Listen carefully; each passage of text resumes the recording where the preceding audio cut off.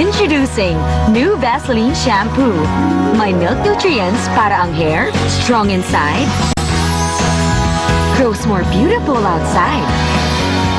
New Vaseline shampoo. May kilala ka pa bang ibang workers? O baka naman may naiisip ka ng ibang solusyon? Mukha yata nag-aalala ka sa akin. Ako? Oo naman no. Siyempre nag-aalala ako sa'yo. Paano pag nawalan ka ng trabaho? Eh di wala ka nang ibabayad sa akin. Hindi mo dapat inaalala yon dahil hindi kailanman mangyayari yon. Ihatid muna kita sa bahay. May kausap ako eh. Sasama na lang ako sa'yo. Hindi nga kita matutulungan dyan, pero pag napagod ka, pwede kitang ipag-drive. Sabi nga nila, mas malakas pag dalawang tao. Kesa ko mag-isa, mas may impact.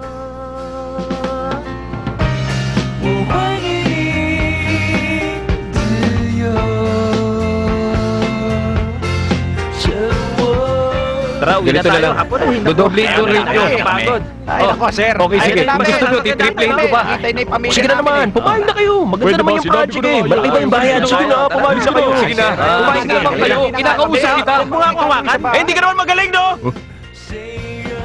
Ano sabi mo? Hindi, wala. Ulitin mo nga. Wala. Bumalik ka rito.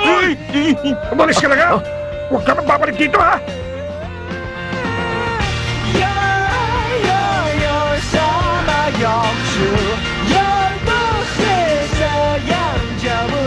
Hello, Tony. Anong balita dyan? Oo, alam ko. Magpahinga ka na. Ako na lang ang maghahanap. Pinagpapahinga mo na sa Tony? Eh ikaw, hindi ka pa pagod? Gusto mo ako mag-drive? Ikaw ang magdadrive? Nagbibiro ka ba? Uuwi na rin tayo. Wala rin naman mangyayari kung tutuloy pa ako. Sasabihin lang nila kung gaano sila naiinis sa akin.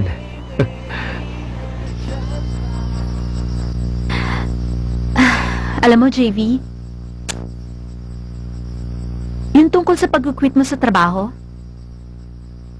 nagsisinungaling ka lang.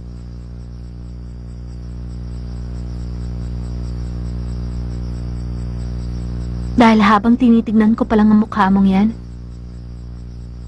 alam ko ang passion mo ay sa pagde-design. Isipin mo na lang kung ilang tao nang napasaya mo sa mga designs mo.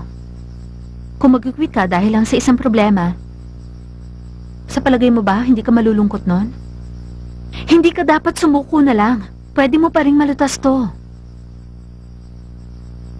Madaling magsalita kung walang kasamang gawa. May alam ka bang paraan?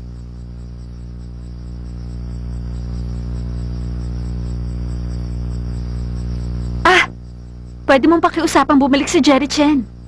Nakita mo yung nangyari kanina, di ba? May naisip ako. Kung papayag ka.